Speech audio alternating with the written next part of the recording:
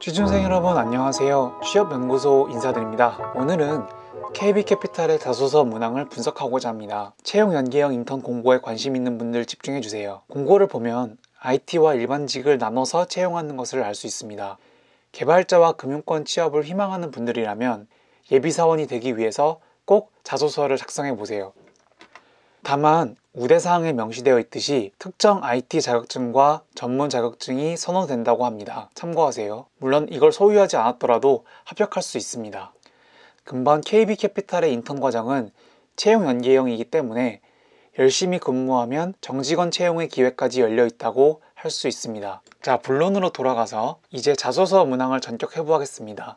500에서 700 문항 6개로 되어 있기 때문에 다소 시간이 소요됩니다. 다만 지원 동기를 제외하고 다소 평이한 문항으로 구성되어 있기 때문에 겁먹지 않아도 됩니다. 일단 자소서를 작성하고 봅시다.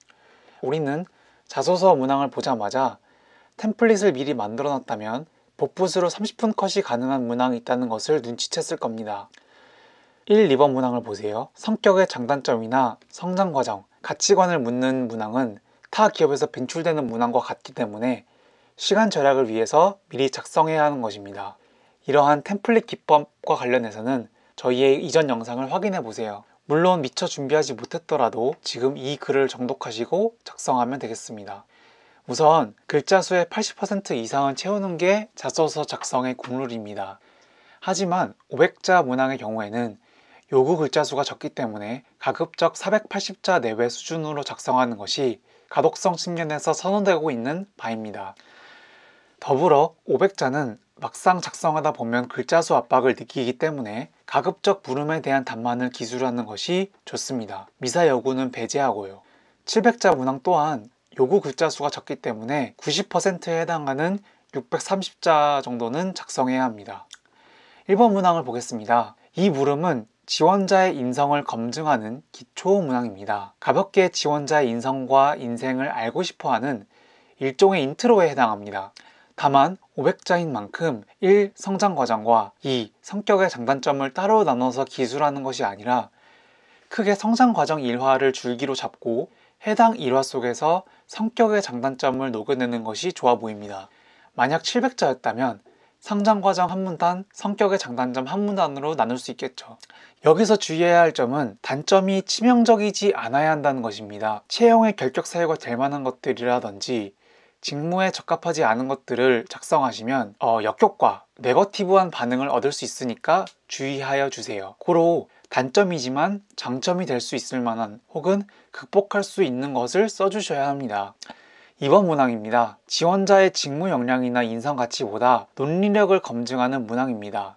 다소 특이한 물음이지만 이유만 타당하다면 고개를 끄덕이며 자연스럽게 넘길 수 있습니다. 따라서 자신에게 충분한 자원이 주어졌을 때 첫째, 어떠한 일을 할지, 둘째, 이유 근거는 무엇인지를 명확한 로직에 기반해서 작성하시면 됩니다. 천자문항이라면 하고 싶은 일을 2개로 나눠서 각각 500자씩 문단을 구분하면 좋지만 2번 문항은 700자이므로 한 가지 일에 대해서 이유를 세분화하여 글자 수를 채우면 좋겠습니다. 아울러 자소서를 좀 쓰실 줄 아신다면 마지막에 한 문장으로 회사와 연관 지으면 베스트입니다. 3번 문항입니다. 전형적인 지원 동기를 묻는 문항입니다. 다른 금융사가 아닌 캐피탈 산업인 경우에는 많은 캐피탈사 중에서도 KB캐피탈을 선택한 이유를 기술해야 합니다.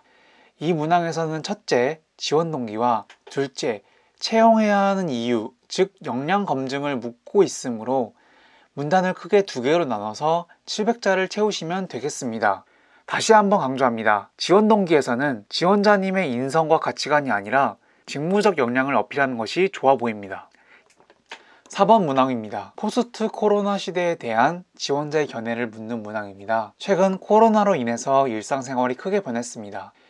이에 대한 사회 트렌드 변화는 지원자를 어떻게 생각하는지 묻는 회사가 많아졌으며 서류뿐만 아니라 면접 전형에서도 빈출되고 있습니다.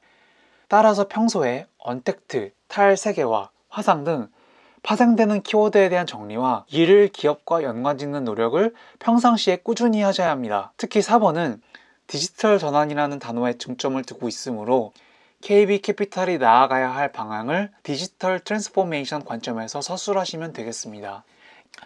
5번 문항입니다. 한마디로 직무 역량을 어필하라는 건데요. 차별화된 경쟁력은 우선 직무적으로 뛰어남을 표현해야 합니다.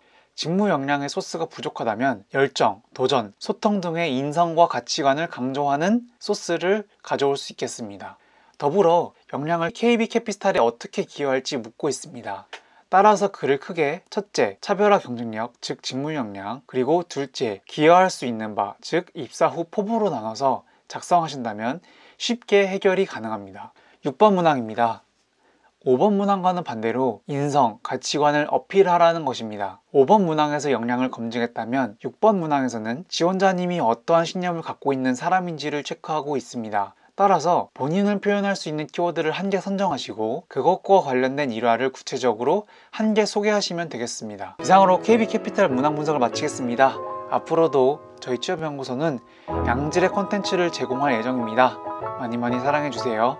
오픈 카톡방 또한 운영하고 있어요. 취업 방법에 대해 닥터들이 함께 공유하고자 합니다. 감사합니다.